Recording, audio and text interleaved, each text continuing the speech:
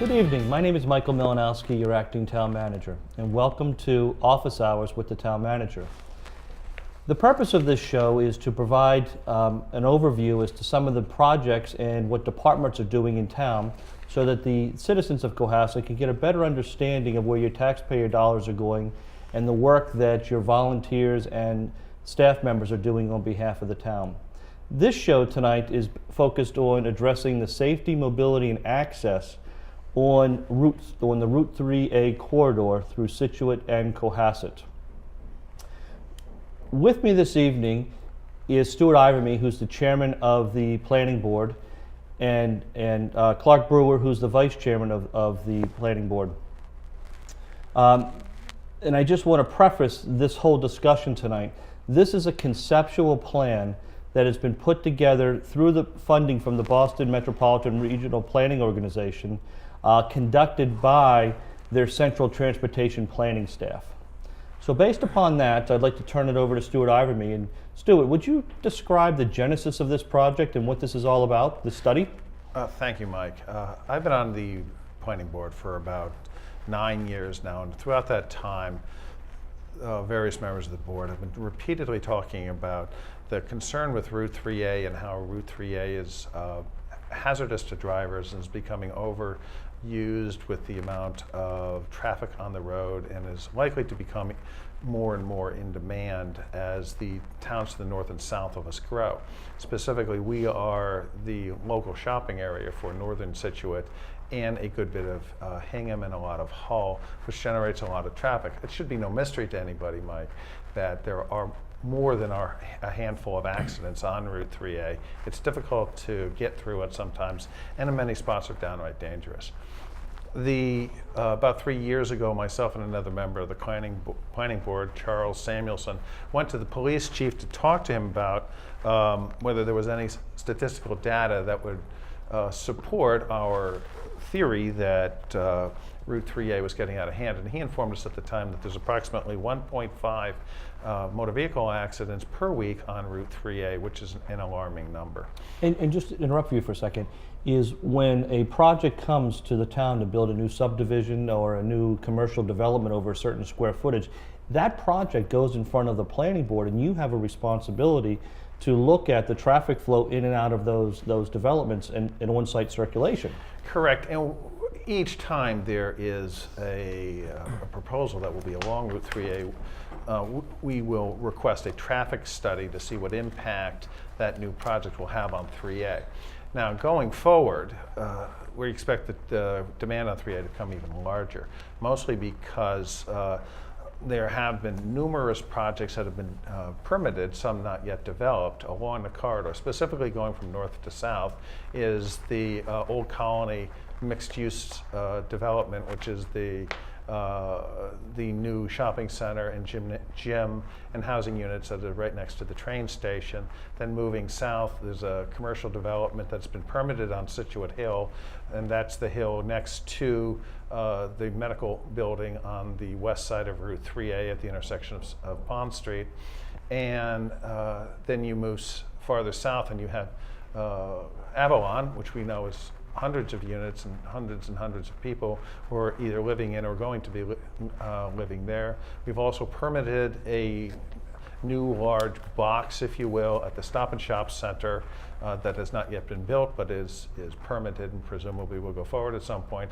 And then going down farther south, there is the new development at the former Cedarmere site, which we now talk about as Toll Brothers, which is 41 additional houses. Moving farther south than that, there's going to be been permitted a car wash next to the Aubuchon Hardware. So when you say, for the average citizen, when you say the planning board requires these developers to put together a traffic study, explain real briefly what a traffic study is. What the study fundamentally attempts to determine what impact that new project will have on the use of 3A and whether will alert us to any problems that new project will have on slowing traffic down, the potential for accidents. We may need to come up with requirements to mitigate the problem, meaning to make the problem less dangerous. For example, on the Situate Hills subdivision, one of the requirements that is of that project is that the builder install a traffic light at the intersection of Lower Pond Street and Route 3A. Now, of course, they have to interface with You say DOT. Lower Pond Street, that's right around the King Street area, isn't it? Correct. I meant, yes, King Street. Okay, thank you. I meant King Street, not Pond Street. Roughly across from the Brass Kettlebrook office building. What the big problem flowing through all of this is we talk about this project and we talk about the study that we've commissioned here, is nobody in town owns Route 3A. We all have to remember that. Route 3A is owned by the state. It is solely the province of the Department of Transportation. So what we are attempting to do here through this study is to collect data and collect theories and very general conceptual plans from engineers suggesting how we can improve Route 3A for later taking to DOT and asking them to try and petitioning them to make improvements to 3A that will hopefully be long-lasting and improve Cohasset down the road.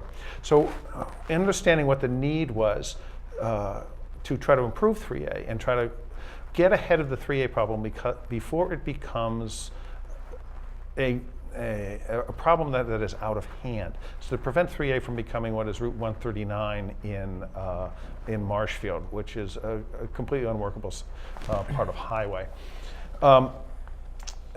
Clark Brewer, the vice chairman, and I met one day, and Clark is wiser in these things than I, and he said, well, the first thing you need to do is you need to get a corridor study, which is hiring a group of traffic engineers and engineers generally to study the conditions on Route 3A to discover what the problems are in more than an anecdotal sense. We all know the problems are there's too much traffic, there are too many accidents, and traffic goes too fast, but that's not scientific. So we needed to hire experts to come in and quantify these problems. The problem we had was there was no money in the town 3 years ago for doing this. So what Clark did on his own is he went out and he found a grant that was available from the state, whereby the state would, through the MPO, would bring its own engineers in to do the study for us.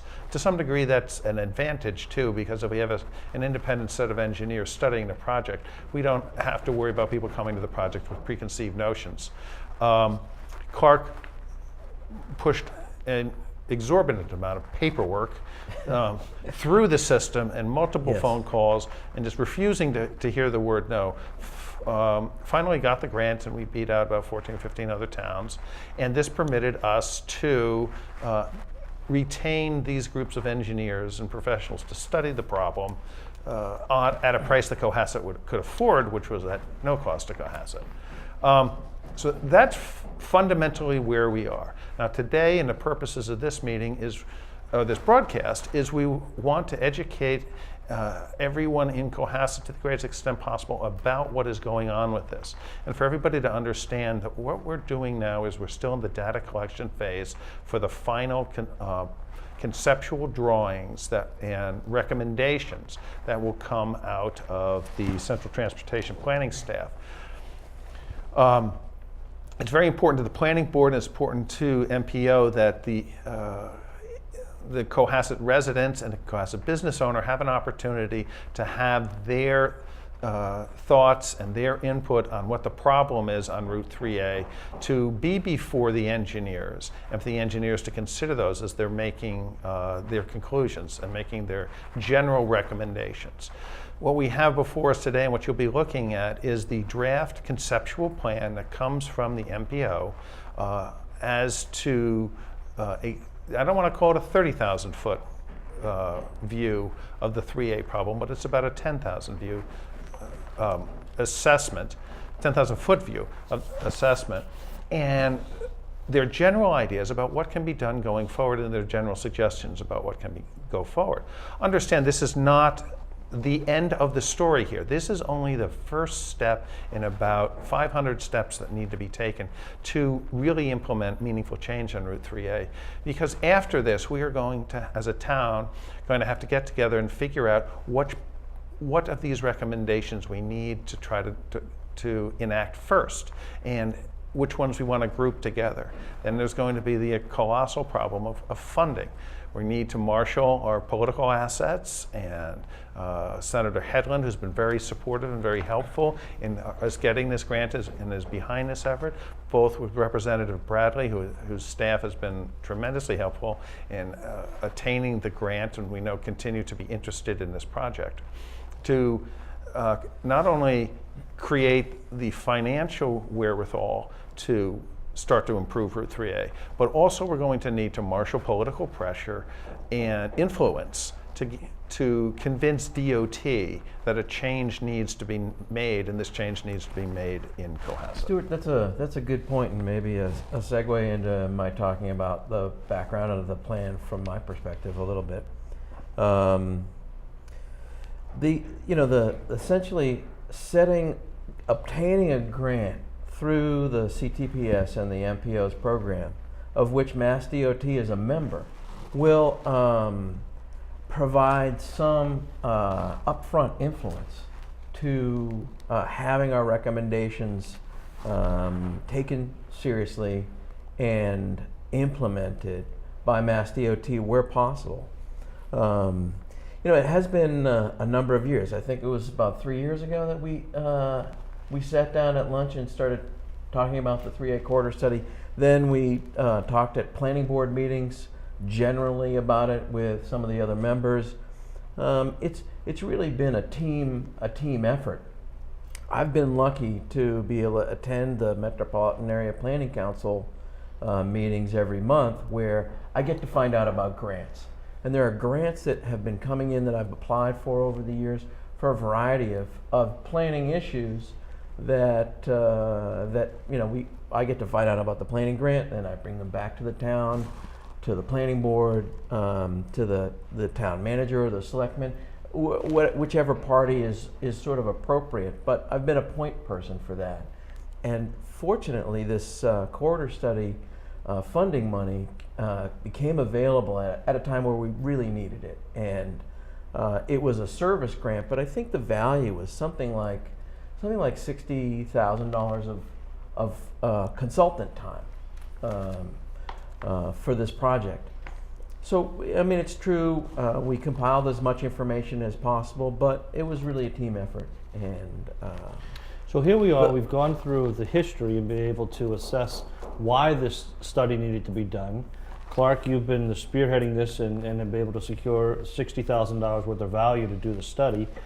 I just want to point out for the Cohasset residents a couple other financial things that are also percolating out there, why this is important to move now rather than wait till later. Number one, Mass Highway has in their funding plan in the foreseeable future, what could be from 12 to 24 months, to resurface Route 3A from the Situate line all the way through Cohasset. That's a major project, and what we want to do is to make sure what improvements the town can agree on, as well as Mass DOT can agree upon, get implemented before the road is resurfaced. The second is that the ZBA, when they were able to work with Avalon to provide mitigation money to improve traffic access and improvements along Sawyer and 3A, which could include a new signal. It could include the sidewalk to connect Fair Oaks all the way down to 3A, so that we have Sawyer Street with a full sidewalk on it. The planning board was instrumental in having Toll Brothers provide some mitigation money for potentially some improvements down at Beechwood and 3A. The town is also now eligible for the school grants program, which will allow for the state to come in and fund sidewalks to schools that don't have any. And again, once you get up to the Deer Hill School and you try to go towards 3A, there is no sidewalk, and that right there is a prime project that the state will put high on its priority. So we have all these elements that are out there of potential money that's available to this project. Not enough to do the whole project, but the pieces are all there, and this conceptual plan will help pull those all together. So we had a presentation with the CTPS back on September 5th. And Clark, could you now tell us about the scope of the project? Well, the scope of the plan essentially, and the corridor study runs from the Cohasset train station on the north end to the North Situate turnoff on the south end. It's that entire corridor. And what's interesting about that whole stretch of road is it can be broken down into kind of discrete segments that have their own specific problems and intersections that have their own specific logistical problems. The 10,000 foot view of the plan is that there are several very simple methods for enhancing safety. Mm-hmm. One is putting a road diet and having dedicated turning lanes along the entire corridor, looking at speed limits along the entire corridor, especially the north end, and the intermodal kind of mobility component where there's basically neighborhoods that don't really have safe access to the commercial districts that they're immediately adjacent to. So there's a sidewalk component, and there's a curb cut, business curb cut kind of consolidation component. None of these details have been locked in per se. This is really a conceptual plan. Mm-hmm. And in terms of implementing what's a part of the plan and accepting it and working with Mass DOT, you will want to look at the lowest hanging fruit, the simplest projects to do. This isn't rocket scientist. I mean, you're talking curb cuts, you're talking a sidewalk, it you're isn't. turning left-hand turning lanes. I mean, I understand there's a lot of engineering into that, but this is pretty straightforward. But this, from what we're seeing with this project, this is the first time this has been done as a long, holistic approach. That's right. Unfortunately, the way that a planning board operates is you have to deal with project to project. We don't so look it's at the- always piecemealed, and here That's you right. have this opportunity. We really really looking at specific projects with specific problems and specific mitigation, but not the entire corridor. And I'd say having an out of town consultant at the state level that the Department of Transportation kind of has some interworkings with is really good, as opposed to the town of Cohasset hiring a consultant. I don't think the state highway necessarily could be as easily implemented as with this system. Really, it's taken longer than it might, but overall, I think that we'll have better results. Mm-hmm. And you mentioned before that by going through this process, Mass DOT is one of the reviewers of this. So this adds visibility to this corridor. They are. So that when we move forward to try to secure funding from them, they're not surprised by this project. Right. They've had their fingers in this to some extent. It is their road. Well, they've come to our meetings too. Mm-hmm. So absolutely. And fortunately, we have a director of project management who can do, works for the town, who can do follow-up with the District 5 people, stay in contact with them, give them updates on what we're focusing on, and check to make sure that we're not going to miss any opportunities for making improvements because of the repaving project. You mentioned our Specifically. Director of Project Management and Planning, Brian Yeah. Joyce. The audience will see flashed over the screen a few times during this show an email address that you can provide questions or comments to Brian. We'll talk about that later. But when you see that email address going across there, that will go directly to Brian Joyce. He's going to be, if you will, the quarterback for receiving those comments and then working with the planning board and myself and others to package those and get those to Mass Highway. So let me go on, and this is the slide we have that shows the corridor. And basically, a Route 3A is considered in transportation lingo a principal arterial, which is the definition of the class of the roadway that's there. You know, as everyone knows, as this runs through Cohasset, we have a bunch of Sawyer Street and Pond Street and Beechwood Street that provide traffic, I guess, northeast to southwest through this entire area.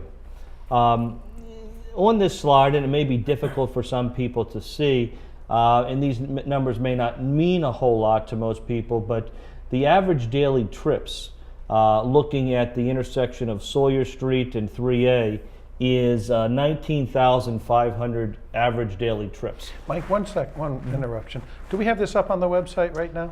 We do. We actually, and it's a very good point, you'll see the website address for this as well from the town, and on the website, the town's website, you will have the entire report, which will be more slides than you're going to see tonight.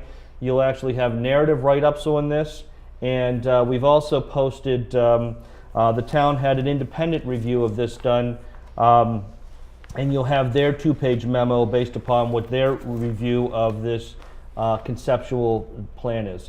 I need to emphasize again, this is still a conceptual plan. I know Stuart and Clark have mentioned that.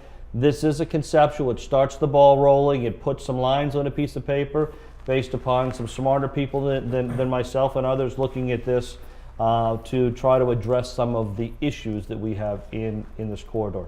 Before I go on to hitting some of the issues, is there anything else you want to say about this, Clark, to kind of frame in the project? Well, again, the big picture is that this is a part of a process, you know, that has a huge, it's an area that has a huge effect on everyone in Cohasset and some of the people that from other towns that have to travel through. And as a process, the plan is a part of that process. It's not a product. It's not a final plan, as we've said. And we've got a lot of sort of careful consideration of everything that we want to do, so that it works as well as possible and enhances safety as much as possible. Stuart, you mentioned Mass Highway owns this road, and they do. And you know, Mass Highway has the ability of putting in a left-hand turn wherever they choose to, provided they have the right property width. They can put in a signal if it meets their standard requirements for signals. They can put in sidewalks if they so choose to fund that, as long as they have the appropriate right-of-way. The key issue with this project, why it is going to be a partnership with the town and also with the businesses along Route 3A, is one of the key things, that, Clark, that you mentioned were the curb cuts. So the curb cuts with a business owner is very important to them to operate their business. They want to make sure they have customers coming in efficiently and effectively and leaving efficient and effectively. And the more they get into their property, the more product they can sell. So that's one of the areas where we will need to continue to reach out to property owners and try to work out some type of compromise that balances the public safety need of the improvements to Route 3A with their existing business needs that they have right now, and try to figure out what the balance is between those two. So let me jump on to the next slide, and this slide, and again, this is available on the website, and is basically quantifying what we all know. What Stuart found out 3 years ago with the former chief, that there's a lot of accidents. Was it 1.5 a week? Correct. That happened here on 3A. We've had a lot of fatalities here in Cohasset. I believe it's 4 fatalities at the intersection of Beechwood and 3A. One of those was a double fatality, as well as some other fatalities that have happened further along on the corridor. In speaking some transportation lingo, one of the things that they analyze is they go over and look at all of the traffic reports from the police department. And our police department was able to provide them not only the summary, which is what the Department of Registry of Motor Vehicles has, but also the full detailed report. At a normal intersection, the crash rate ratio should be 1. Anything high, it actually should be 0, but anything higher than 1 is considered a serious, dangerous intersection. We have a couple of those. Let me first start with a corridor. Here on the screen, we have the south section of the corridor, which is Beechwood all the way down through Situate. In that corridor, the crash ratio for the corridor is 4.89. That's a corridor ratio. Clearly, that's well over 1. We get to the intersection of Beechwood and 3A. That has a crash ratio of 1.53, again well over the ratio that's allowed. The middle corridor has a crash ratio of 1.68 between Beechwood and Upper King Street. And then finally, the northern corridor from the Cohasset T station up through the northern King Street has a crash ratio of 3.9. Again, I'm pointing those out because we do have some serious issues in this corridor.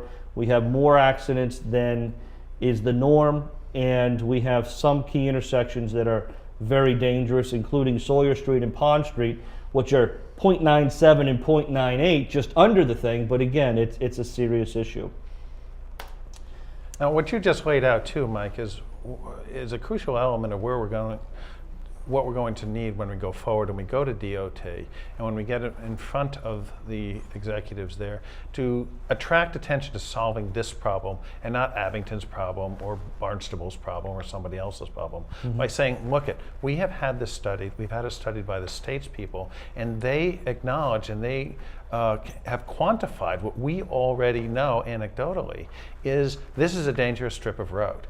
And the importance of this study is we now have the actual data that we can put in front of them to say, here is a need you guys need to fix, and we need to get some priority on your calendars. Yes, very good point. You know, by having the quantitative data, it does help us make the case. We all know it's unsafe, but okay, it feels unsafe, it looks unsafe. I feel unsafe driving it, but what does that mean? That's feelings. This is quantitative data that shows that there is an issue. And you brought up another tidbit that we looked at recently.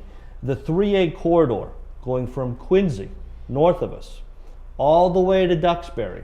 Guess what the most dangerous intersection is in that whole corridor? Beechwood Street. You got it. So Cohasset has the most dangerous intersection on the whole Route 3A corridor from Duxbury up to Quincy. And we'd like to be known for other things than having the most dangerous intersection in our town. But we are known for many other things, that is for sure. The point that you make is the study is the foundation that we can depend on and that Mass DOT can depend on for planning purposes moving ahead and working with the details and making things safer. Let me go to the next slide. And again, these are available on the website. This was an analysis that they did on the 85th percentile of speeds in different sections of the roadway. They did a traffic speed analysis on the whole corridor. Now, this corridor is posted from anywhere from 35 miles per hour to 50 miles per hour. Coming into Cohasset from the Scituate to Cohasset line, once you enter Cohasset, the speed limit is 35 miles an hour.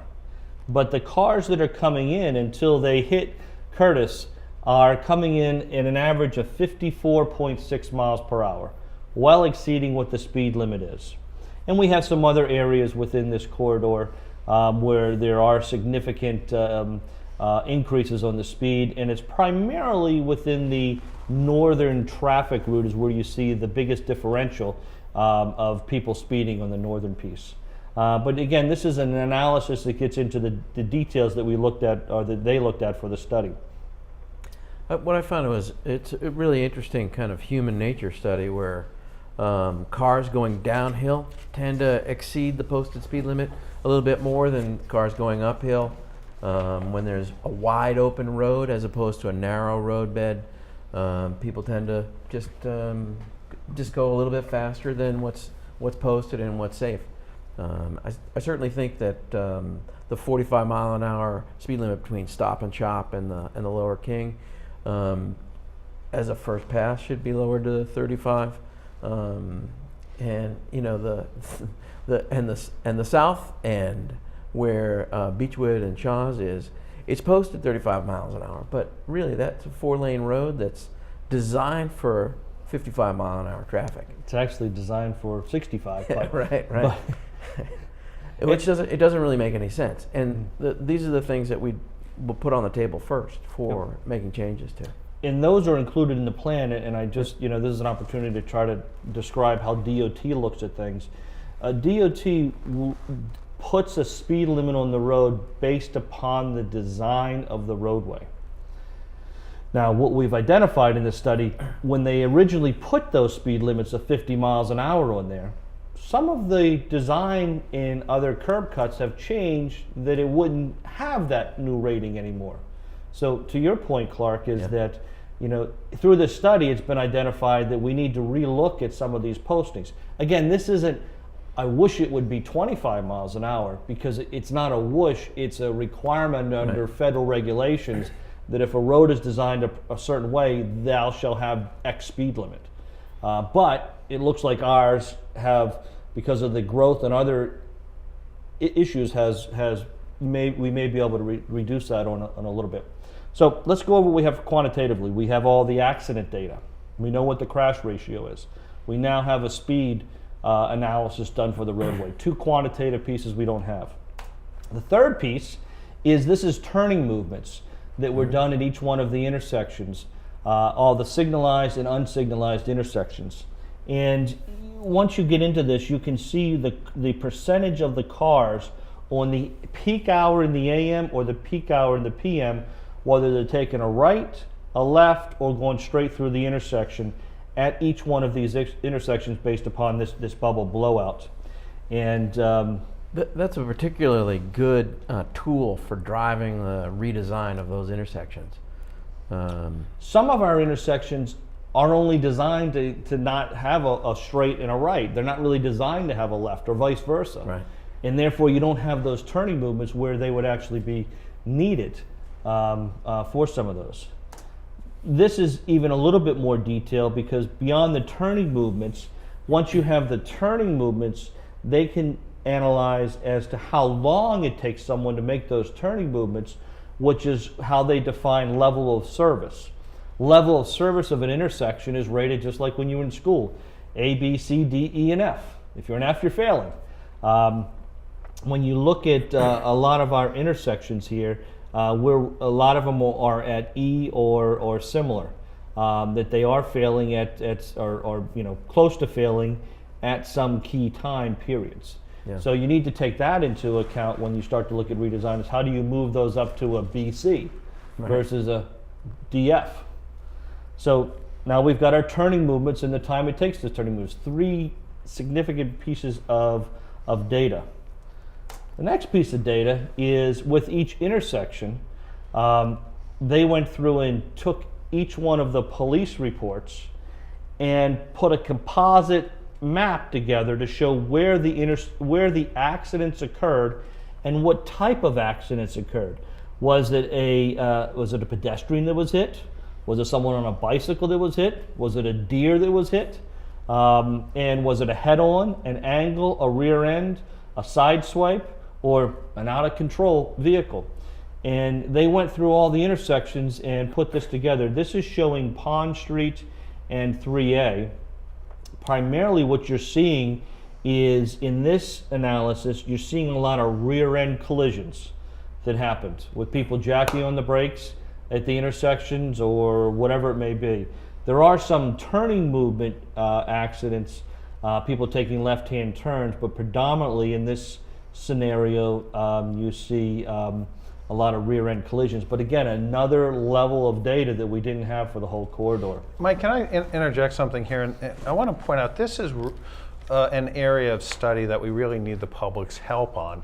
And we hope we receive a lot of emails, and Mike gets a lot of phone calls, and I get a lot of phone calls about people who have had experiences at these intersections and think that they've identified a problem and potentially a solution. That's one of the purposes of this filming today, is to encourage people to get involved so that we can get your experiences and your suggestions up to MPO for consideration in this report and in the analysis. For example, we in the planning board about 6 or 8 months ago, when we first got the grant, held a meeting similar to this, where we were reaching out to the community to ask for their inputs as to problems that they've observed. And Wayne Sawchuk came to the meeting and made a very helpful technical suggestion at the intersection of Beechwood Street and 3A, where he opined that the metal wire that keys the lights to change when a car comes up to it is too close to the intersection. And if that wire was moved back X number of feet, it might contribute to, and thus people stopping sooner, it might contribute to fewer accidents on that road because people would be stopped so close to the intersection itself. So that sort of input is what we're looking for here. We have all the data talking about people going too fast somewhere, or people almost rear-ending other people somewhere, people ignoring stop signs, people ignoring no turn on red signs. But if people have technical suggestions and observations they've made, perhaps traffic lights should be timed differently. Perhaps there should be a longer period when all the lights are red before a light turns green. That's the detail that we're looking for that could really help us and help MPO in its work here. It's true, and simple changes can make a big difference.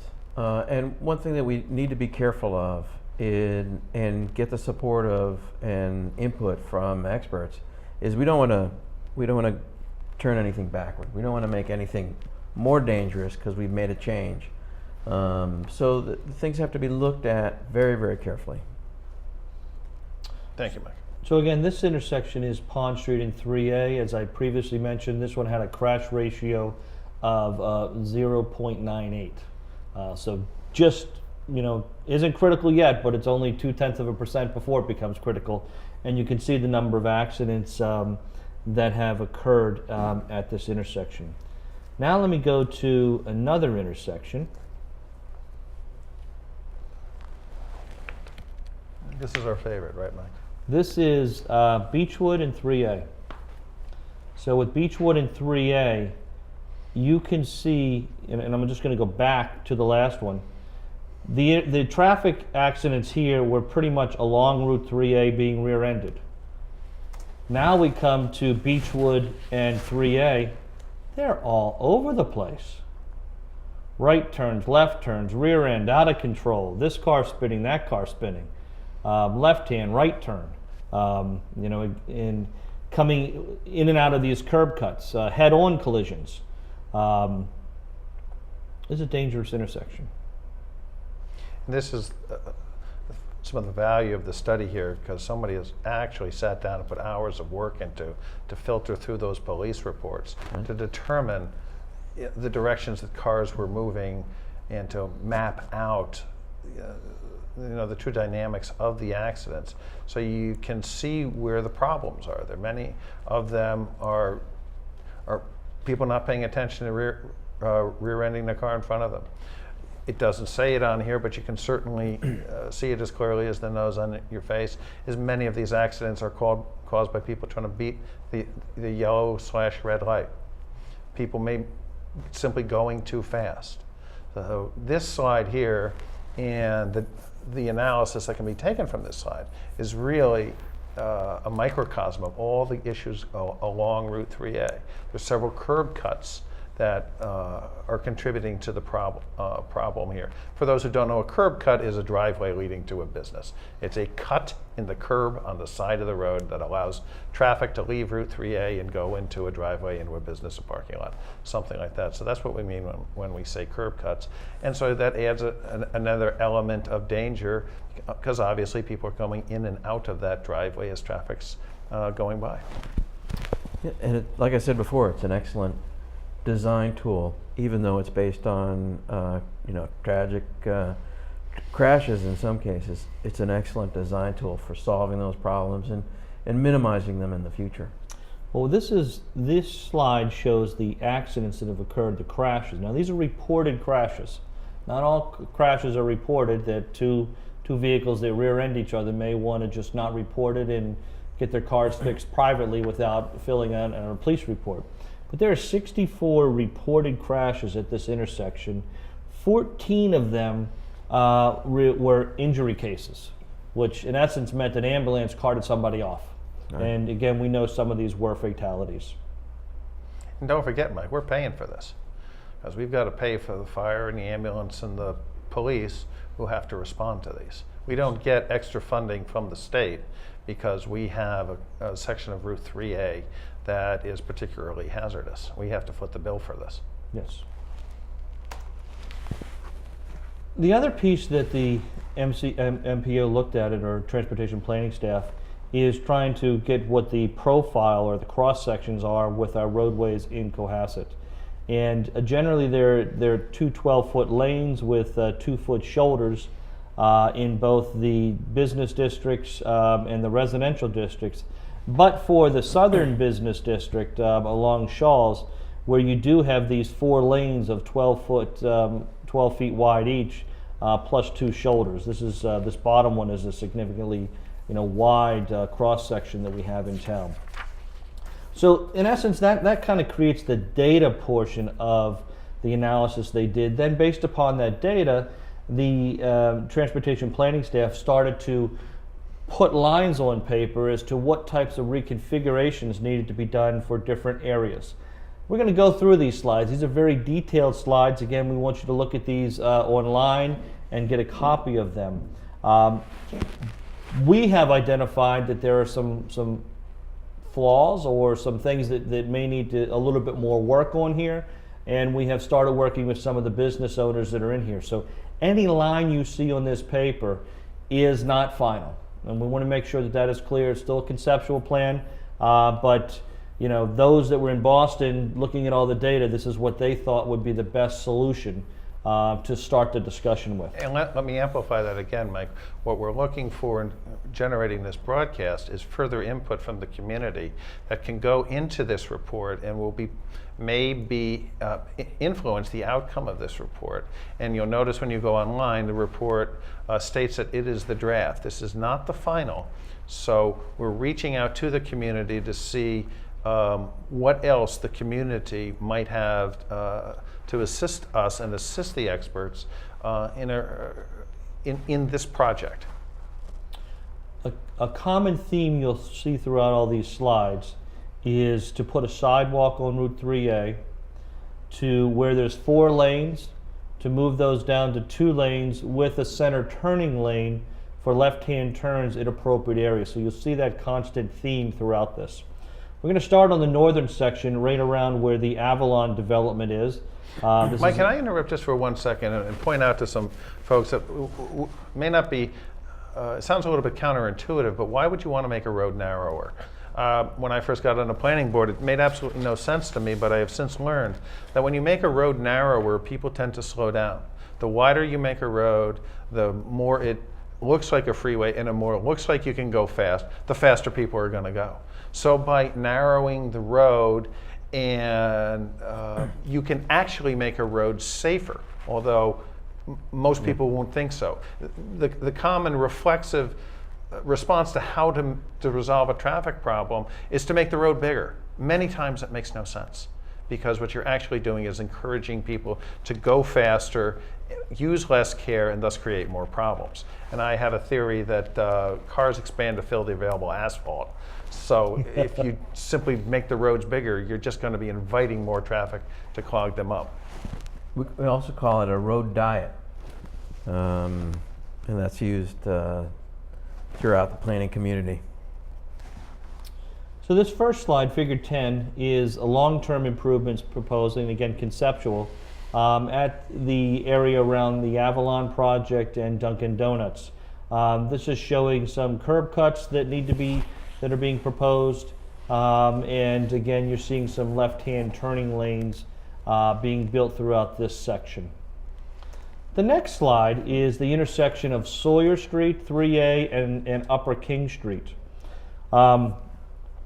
You're seeing this proposed new signal intersection being put here at the end of Sawyer Street, and also you're seeing some reduction in curb cuts being proposed here at the mobile station, where it currently has basically a sea of asphalt about 100 feet long here on Sawyer Street, and then 2 other major curb cuts on 3A, taking those 3 curb cuts and putting those down to 2 curb cuts. The less curb cuts, the easier it is for the moving traffic to navigate and see who's coming in and out of intersections. This also has proposed, if you will, a backdoor entrance to the Stop and Shop Plaza. In essence, if you live in Cohasset and you live on the ocean side of Route 3A and you choose that you never want to go on 3A, this would give you the opportunity of coming down Sawyer Street and having this back entrance to go in a one-way fashion around where the Feng Shui Chinese restaurant is to access this whole parking lot and then leave the same way, thereby not having any direct need to go on to 3A. So if we can keep traffic off of 3A, that is also a traffic diet by keeping the cars off of there. Well, it's really great to have options, and especially low-speed applications where people are just going shopping, going to the grocery store. I think that intersection was the one that the newspaper found most residents had a problem with, because certain times of day it's very difficult to pull down to 3A on Sawyer and try and take a left. Taking a right is a little easier. But What is interesting is when you look at the accident data, the accident data is very light there, the number of accidents, probably because people just don't use it. right, It is, they go around. it is so poorly functioning Sure. that people find a different way to go. Next intersection we have, this is Pond and 3A. Predominantly what's being proposed here is to put in a left-hand turning lane with a storage length heading southbound of 150 feet and a storage lane heading northbound 100 feet to allow for left-hand turning traffic. And again, we saw on the earlier slide, most of the accidents at this intersection are rear-ended. If you're able to pull that car out into this left-hand turning lane, it should hopefully reduce some of those rear-end collisions. The next slide brings us up to Beechwood and 3A. And this is where you see the 4 lanes being reduced down to 2 with a center turning lane, with some reduction in curb cuts throughout this whole corridor. I'm going to go to this slide, which kind of blows it up a little bit more, particularly at the Beechwood intersection. Also at the Beechwood intersection, it shows having a left-hand turning lane at all 4 traffic movements. Right now we only have left-hand turning lanes on 3A. There are none on Beechwood. This would put those in and with a revised or updated signalization of that intersection would allow for designated left-hand turns that would have a delay before the through movement would occur. We've met with the owners of the gas station and talked about different issues that are here to help his business continue to flourish, at the same time trying to help eliminate some of the major accidents that come in and out of some of their curb cuts as well. What you're seeing on the plan here is for the entrance or the curb cut closest to the intersection to have that only a right turn out, and then trying to focus people to have on Beechwood to leave through the signalized intersection rather than crossing multiple lanes of traffic if they're heading south to Situate. As we continue to head further south, this is the Tedeschi Plaza. Again, reducing the 4 lanes down to a 2-lane road. And just so everybody's clear, that's where the CVS is, the Tedeschi Plaza, correct? Correct. And Curtis Liquor. And Curtis Liquor. Reducing that down to a 2-lane road with the center turning lane. Again, that whole area is where we had the most significant traffic accidents in that whole corridor in all different directions. Same thing as you start to go down and cross the Situate line. Again, going back to a 2-lane road as the design is laid out. So what you're seeing here is that this is what the proposed cross-section of the long-term improvements would look like, where you take those 2 lanes, let me go to the bottom piece, where you take those 4 lanes and you put them into 3 lanes of 12 feet, plus you put in a wider shoulder and you put in a sidewalk.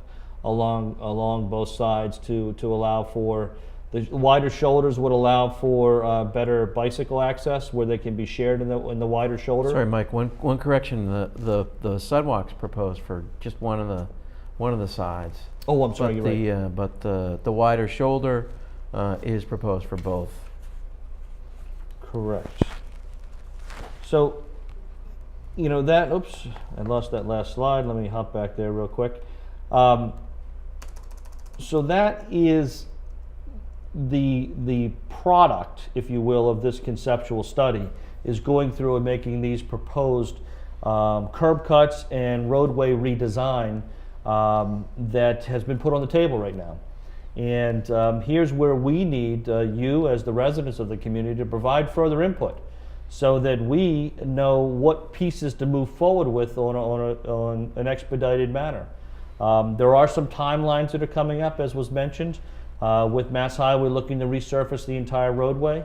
We want to get to, as Stuart said, the low-hanging fruit, the improvements that will help make some significant safety improvements to the intersections and the roadway as soon as possible. We'd like comments to be as detailed as possible that you have. The Wayne Salchuk example was a great one. It provided us very good clarity as to what we need to do to repackage that and bring that up to Mass Highway. The deadline that we're looking at for comments is November 5th. So it's a little less than 2 weeks from now that we'd like to have comments brought back to the town. I do want to make a real strong point that any business owner along Route 3A, if we haven't met with you yet, please reach out to Brian Joyce. We want to meet with every business owner individually. We want to walk your site. We want to go down there with these conceptual plans and figure out what works and what does not work. Stuart, what else would you like to say? Anybody can feel free to call me if you want to talk about this further. You have an idea, you'd rather talk than send an email. Feel free to. I've got an office in town. 383-3360. Be more than happy to spend some time with you. The November 5th deadline that we just talked about isn't something the planning board came up with or something arbitrary. That's being imposed on us by MPO because they're looking to close out the final draft of the conceptual study or the conceptual drawings here by the end of November, and they want to put a conclusion to this project. So it is important that any input be timely, and your input is very, very important, which is why we're going and taping this program and requesting the community's involvement in the project. Yeah, and the planning board will have detailed meetings on specific aspects of this, and they may be joint meetings with the Board of Selectmen on an ongoing basis to get the low-hanging fruit and to come up with an implementation strategy that makes sense, and then we can get Mass DOT on board. Let me amplify that too, so there isn't a misconception that we're suggesting that within the next 18 months that there be a total upheaval of Route 3A. This is a long range project to implement all of these changes that it's going to may take as long as 20 years. And the largest problem we're going to be facing is money. This project is going to cost millions and millions of dollars. It's going to have to stretch on over many budget cycles. We'll be in competition with other communities and other problems that they have around the state. So this isn't a project that people should feel upset or threatened or feel that we're making a large sudden change to what we know 3A is today, just as a matter of pure practicality and reality, is that this is going to take a very, very long time. But the emphasis we have right now, as Mike alluded to earlier, is that DOT is going to be resurfacing 3A.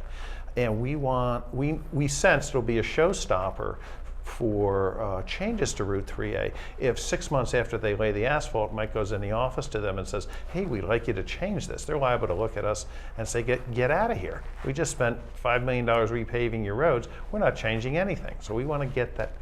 we want to see what work we can get done before they're committed to this repaving. And we have spoken to Representative Garrett Bradley and Senator Hedlund on this as well. And Garrett Bradley is clearly understands that we all need to work together, because no one wants to put in a $5 million road and then have to have elements of it torn up after the fact. It doesn't help. It's not a good use of taxpayers' dollars. But to pick up on some of your points, Stuart, is we're not trying to create a thoroughfare on here. We're not trying to add tons of capacity to 3A. We're actually trying to improve the safety and functionality of it, and look at slowing it down and make it more into a community roadway rather than a pass-through. And I think those are some of the key points that have been included in this analysis. I do want to talk just briefly about next steps. Is yes, we need to close out, or the state needs to close out this report. We need your comments in from there. There will be multiple meetings that have to happen. Once we identify what the low-hanging fruit is, or the items that will have a significant benefit that people want to move forward with, we then need to take that through a permitting and design phase. That's where we start getting engineered drawings. That's where we start laying out specifically where this curb cut's going to go down to the millimeter, and then go through the appropriate environmental permitting to make sure that we have the right stormwater retention on the roadway to pick all of those items up.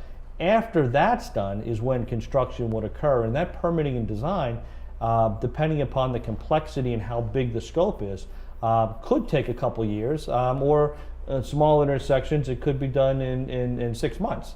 But that will be the next layer once we identify what elements of this entire corridor we're generally in agreement moving forward with. And that'll start a whole nother public process and a whole nother level of design review. Anything else, gentlemen? I think you've done a good job covering it. Thanks, Michael.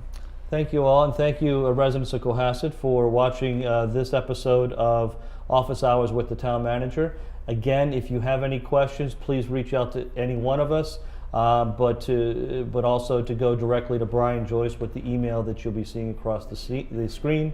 Thank you very much, and have a nice evening.